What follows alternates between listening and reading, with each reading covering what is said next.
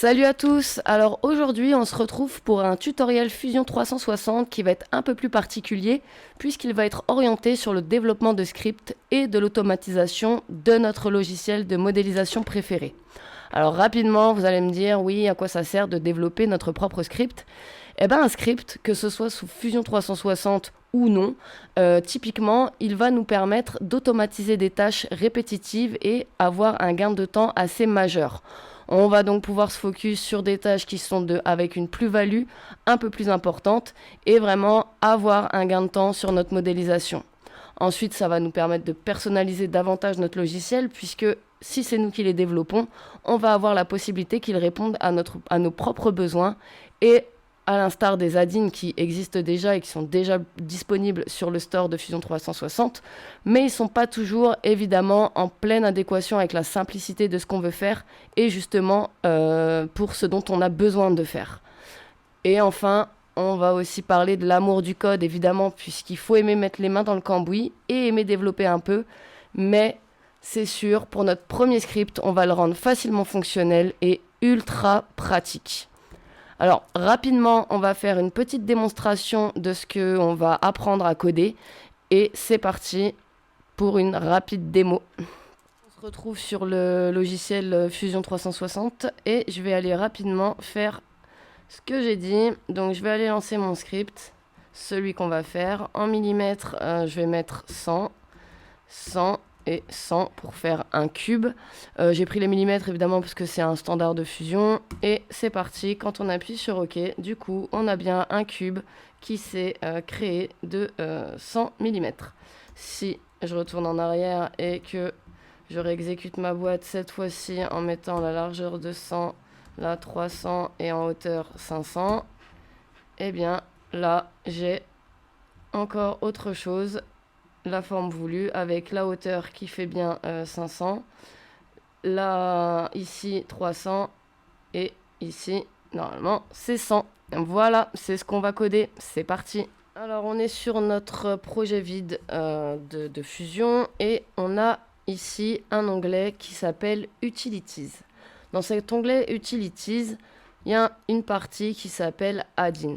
Donc, il y a Script et Add-in et Fusion 360 App Store. Donc, ça, c'est l'App Store où il y a tous nos add-ins qu'on peut installer. Et nous, ce qui nous intéresse ici, c'est Script et Add-in. Ici, quand on l'ouvre, on a une partie script. Donc là, on retrouve le script que je vous ai montré en démonstration. Et on a nos add-ins qui sont donc les add-ins à installer. Nous, ce qui nous intéresse, c'est donc cette partie-là. Et on va créer un nouveau script, donc en cliquant sur Create. Et on a cette magnifique box qui s'ouvre. Et on nous propose de créer soit un script, soit un add-in. On garde le script. On peut choisir le langage de programmation. Je vais garder le Python. Et on nous demande de dire le name, tuto create box. J'ai vraiment aucune inspiration de nommage en ce moment, c'est fou.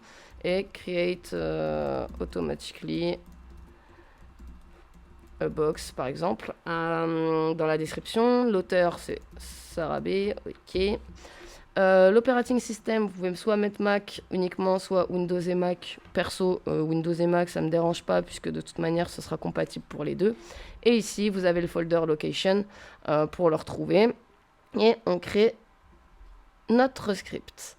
Notre script se trouve donc ici.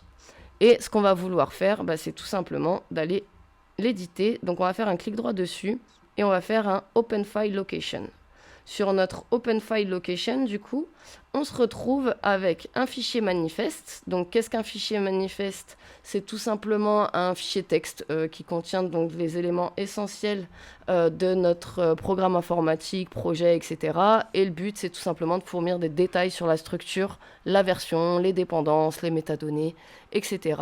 Donc là, effectivement, on a notre Autodesk Product, c'est forcément Fusion 360. On a le type qu'on a choisi, on a le nom de l'auteur, donc moi, notre description que j'ai mis, l'OS qui est supporté et une propriété qui s'appelle Edit Enabled, donc qui est à true et qui permet de dire ok, tu es autorisé à éditer ton propre script, ce qui est très cool.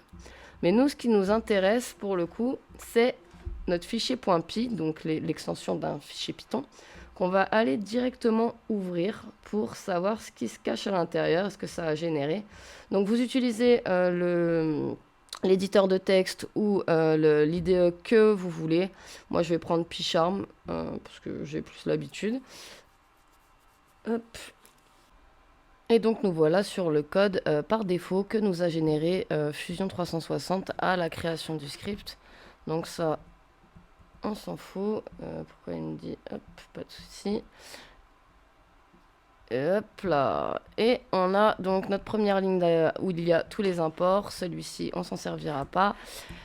Et on a notre main, donc notre fonction principale, qui va essayer donc d'exécuter notre code dans le try. Et si ça ne fonctionne pas, eh ben, d'aller nous faire avec l'import du traceback ici l'exécution de l'erreur et enfin l'affichage de l'erreur pour nous permettre de débugger si on fait des bêtises.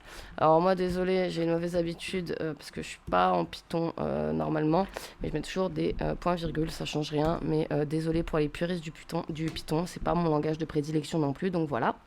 Donc si j'exécute du coup ce truc-là direct, on a bien une box qui s'affiche et qui note Hello Script. Donc le script par défaut fonctionne.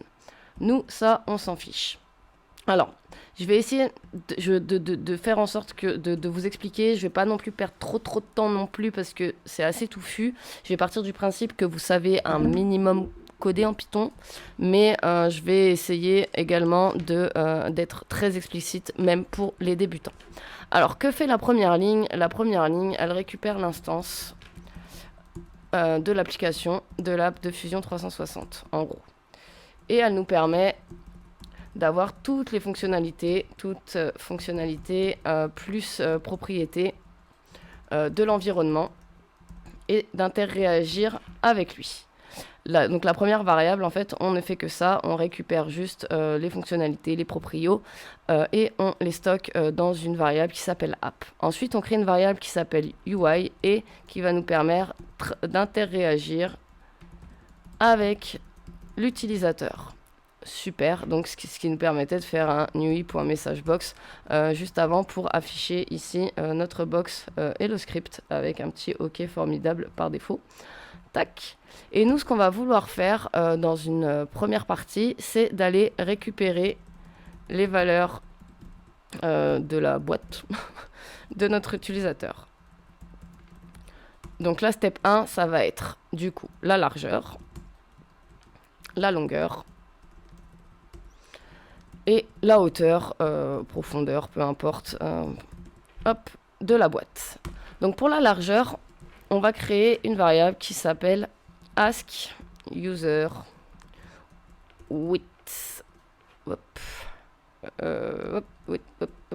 Width. Voilà, il n'y a pas du mal. Et je vais faire un UI, donc pour interagir avec l'utilisateur. Et je vais faire une input box qui s'appelle, en premier paramètre, on va mettre ce qu'on veut lui afficher. Donc moi, je vais mettre largeur demandée en millimètres. On va lui préciser tout de même. Vous mettez ce que vous voulez, bien évidemment. Et en second paramètre, je vais juste lui mettre setup. Si je retourne sur Fusion 360, je n'ai pas sauvegardé, ça va pas le faire. Tac, tac. Hop. Si je retourne sur Fusion, je fais un image S. Donc oui, au lieu d'aller à chaque fois sur ici, Utilities, Add-in et ça, eh bien, il y a le raccourci. Et je vais aller run mon script. Et là, super cool, on a notre setup qui s'affiche ici, on a notre phrase. Et je peux écrire donc la valeur, par exemple, 100. Le truc, c'est qu'ici, on la récupère en tableau de string. Et nous, en fait, on va vouloir la convertir en nombre.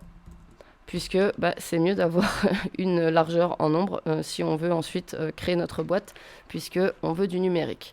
Du coup, je vais aller créer une nouvelle variable qui s'appelle width, cette fois, tout court, et qui va aller convertir notre tableau de string en un seul nombre. Donc, on a une fonction en Python qui s'appelle float, et donc c'est ce que je vais faire. Je vais mettre float, je vais mettre askUserWidth.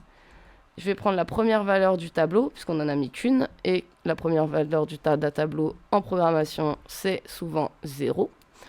Et je vais aller la diviser par 10.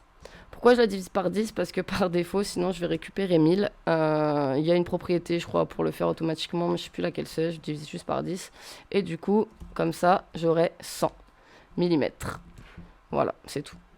C'est tout, c'est tout. Donc là, normalement, je récupère bien ma valeur width. Donc de largeur. On va faire la même chose du coup pour la longueur. Donc pour la longueur, bah, je vais aller recopier d'ailleurs tout ceci. Tout ce qui va changer, ça va simplement être du coup le nommage de la variable. J'ai acheté, ouais, je sais jamais, c'est un truc de ouf. Voilà, le GTH, c'est mieux. Hop là, user, hop, ici. On met longueur ici. Longueur demandée en millimètres. Hop, on la convertit. Et ici, du coup, ce sera notre variable length. Et on est bon pour la longueur. Et on va faire la même chose pour la hauteur. Du coup, ask user, user depth. Alors, je l'appelle comme ça, mais ouais, bon, c'est pas grave. Et du coup, on va faire un UI input box. Et du coup, ça va être la hauteur, profondeur, peu importe. Vous mettez ce que vous voulez. Hop, là, j'ai juste oublié ça. Tac. Et du coup, on va recréer ici notre variable qui sera la conversion de cette fois ask user depth de la première value du tableau que l'on va diviser par 10 également. Donc là, on a récupéré normalement nos trois valeurs. Si je relance le script, que je le run, donc j'ai bien ma largeur. Là, on me demande la longueur. Et là, on me demande la hauteur. Forcément, il se passe rien. Ça, c'est normal. Ok. Donc là, on est bon. On est bon pourquoi? Juste pour ça. Donc, on va continuer. La prochaine étape, ça va être d'interréagir avec l'env de Fusion 360. Donc là, on va juste accéder au document actif.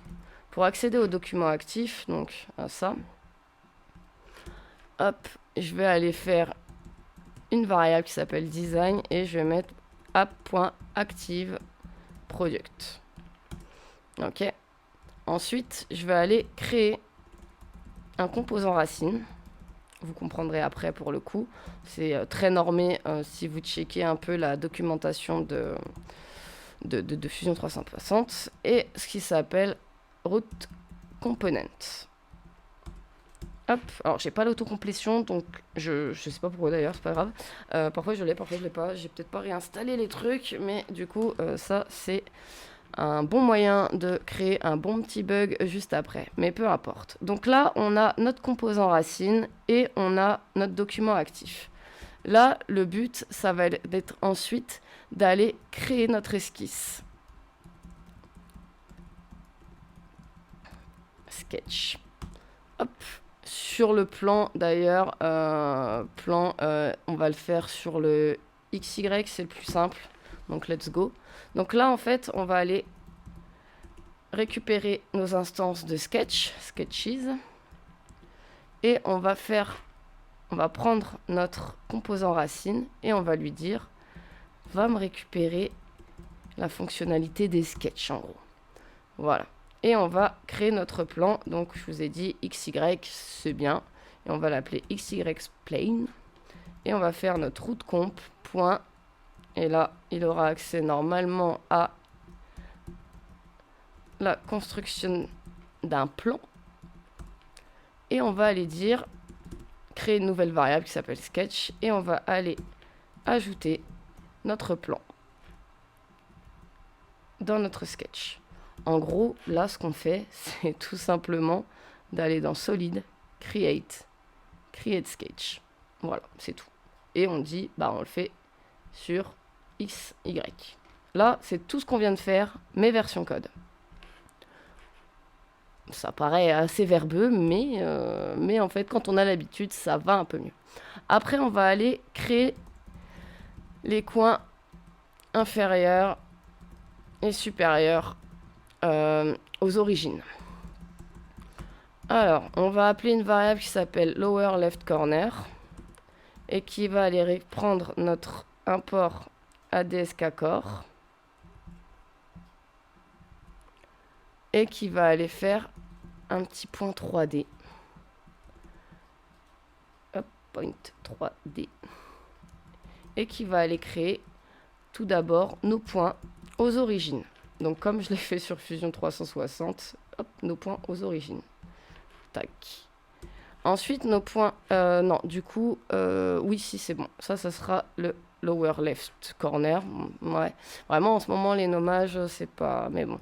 Ensuite, je vais aller faire le right corner. Et sur la même logique, du coup, je vais aller juste copier cette ligne-là. On va aller faire un point 3D.create. Mais cette fois, on va prendre notre width, notre length, et c'est tout. Et ensuite, on va faire un sketch.sketch curves. Alors, j'aurais dû prendre des anti-sèches parce que sans autocomplétion, c'est pas facile. Mais là, en fait, on va aller rajouter nos 2 points de rectangle. Et on va aller ajouter nos 2 variables, le lower et le upper right corner. Hop, hop, hop. Nickel. Et on va aller récupérer le profil de notre esquisse. Donc lui, on va aller créer une variable qui s'appelle profile. On va prendre notre sketch, profile. Et c'est un item unique. Donc on prend à la position 0. Alors déjà, je vais aller vérifier que tout va bien à peu près. Hop, parce que je n'en suis pas sûr. Tuc. Donc là, on est sûr que ça va. Et là, app.active product, application as not attribute. Alors, au moins, vous savez à quoi ça sert d'avoir rajouté l'except dans le, dans le code, parce que ça nous permet vraiment de débugger. Donc là, il me dit quoi? Que dans design, ma variable design app n'a pas active product. Et évidemment, tac, c'est parce que j'ai mis une majuscule et que jamais active product est en minuscule. Donc on va se la refaire. Tac. Donc au moins, vous checkez la puissance du débugage. Même sur Fusion Direct. Et là, évidemment, j'ai refait une bêtise. Le sketch.profile.item, il me dit sketch has no object attribute profile. Donc sketch n'a pas d'attribut profil. Et pourquoi sketch n'a pas d'attribut profil? Parce que je suis sûre que j'ai fait une faute d'orthographe. Parce que c'est des profiles. Voilà. Bon. Au moins, on sait que j'ai plus de batterie. Hop là. Je vais aller recharger. Tac. Hop. Voilà. Donc, si vous n'avez pas l'autocomplétion, vaut mieux la doc. Et super, ça a marché. Tac, tac, tac. Je vais faire un nouveau projet pour faire. Et ce qu'on vient de faire, du coup, si on met des valeurs, tac, tac, tac, ça nous crée tout simplement notre esquisse. Donc là, on est parfait. Désolé pour les petits fails, mais là, nickel, notre script fonctionne puisque tout ce qu'on voulait faire, c'était vraiment créer notre esquisse avec les coins inférieurs, supérieurs aux origines. Donc ici, tuc, tuc, tuc, tous les petits points. Et ensuite, aller récupérer notre profil de notre esquisse. Une fois qu'on a récupéré le profil, eh ben, on va aller extruder tout simplement. Ça va être la partie de l'extrusion. Et pour extruder la boîte, extrusion de la boîte. Donc en gros, ça c'est la step 1. Step, récupérer tout ça. Step d'interréaction. La step de création. Et là, c'est la step de l'extrusion de la boîte. Alors, pour extruder la boîte, on va déjà récupérer la collection des opérations d'extrusion. D'extrusion de notre composant racine. Donc, pour ça, on va créer une variable qui s'appelle extrude. Et on va faire un rootcomp.feature. On va juste aller récupérer les features de notre composant donc racine. Et on va aller récupérer les extrude features. Hop, tout simplement. Ensuite, on va créer un nouvel objet qui s'appelle d'extrude input en fait, en utilisant une méthode d'extrusion. On va aller donc créer une variable qui s'appelle extrude input et on va aller prendre notre collection d'opérations d'extrusion et on va faire create input. On va donc aller prendre en paramètre le profil de notre magnifique esquisse qu'on a pris et on va aller prendre notre import qui est ADSK Fusion et on va aller récupérer nos features d'opération auxquelles on a accès sur Fusion 360 pour faire quoi? Un new body, ça vous connaissez, un new body feature opération. Et là on va pouvoir aller tout simplement créer un new body. Donc dans Fusion, tout simplement, là on en est à l'extrusion quoi de ça. Donc voilà, avec le new body, etc. Vous l'avez ici, l'opération new body, c'est tout simplement ça. Donc là, c'est tout ce qu'on est en train d'aller récupérer. On va vraiment récupérer la feature d'extrusion. On va récupérer la feature du body, enfin l'opération new body de notre boîte. Et c'est tout. C'est tout ce qu'on fait. Donc cette ligne-là, c'est vraiment équivalent à ça. Ensuite, on va aller prendre les distances d'extrusion. Donc, la distance d'extrusion est spécifiée à la distance à laquelle elle doit s'étendre. En gros, la valeur de l'extrusion, quoi. Alors, on va prendre notre objet extrude input, notre variable extrude input du coup, et on va faire un set distance extent. On met tout ça à false par défaut et on va aller reprendre notre import et on va aller faire la value input .create by real. Et là, ce qu'on veut, c'est utiliser notre profondeur. Vraiment, on en est typiquement ici, notre petite valeur ici, la distance tout simplement d'extrusion. Hop. Et puisque la distance de l'extrusion, c'est au final la profondeur ou la hauteur d'extrusion, on est bon. Et ensuite, on arrive à la fin, ne vous inquiétez pas, on va ajouter notre extrude input, donc qui est ici, notre nouvel objet.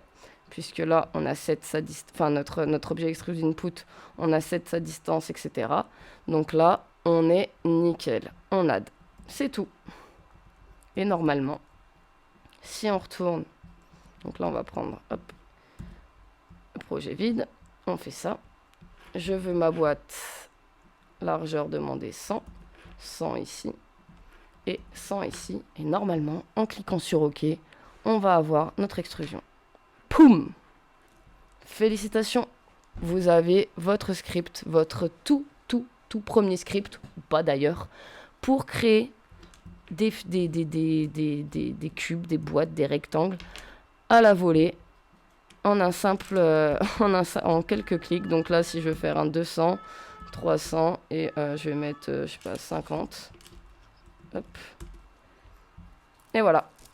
On est vraiment dynamique, on laisse l'opportunité à l'utilisateur et donc à vous de faire ce que vous voulez. Bien sûr, ce script, on pourra l'améliorer à faire des ronds, des cercles, etc. et à demander ce qu'il préfère avoir comme forme. Mais déjà, pour un premier script, on est au top. Si ça vous intéresse, laissez un commentaire. Je pourrais refaire des tutos un peu sur les scripts.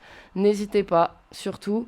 Et puis, écoutez, bon codage et bonne modélisation à vous.